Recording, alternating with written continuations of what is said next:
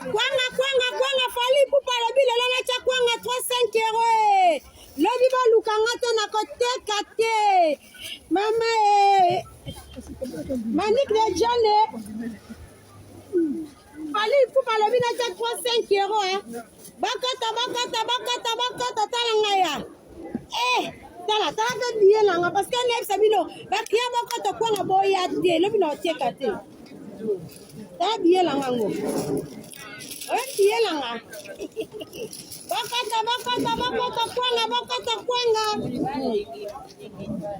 Bakata kwanga.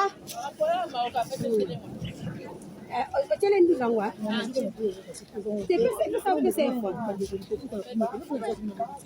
Ya ngakuna biso na kota na beli.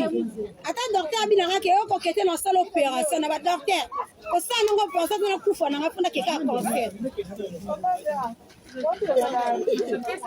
Ya bote na kitela na ndinda kwa Fally.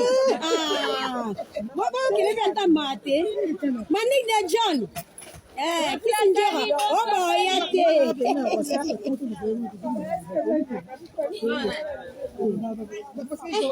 Jeune. On attaque. Dans les 3 takas baillés. Ah ouais. Tala, moi montre Fally Ipupa mtakabelenga. Achara 450 euros. OK, so la possible tala yango. Wana ka biso na Macron. Ni ndunda. Ya bosi wala Fally Ipupa kisi kuna bandunda. Kala pinu dezoya. Na 15 minutes na misili. Ezoya. Nani? Solo. Solo etambola te.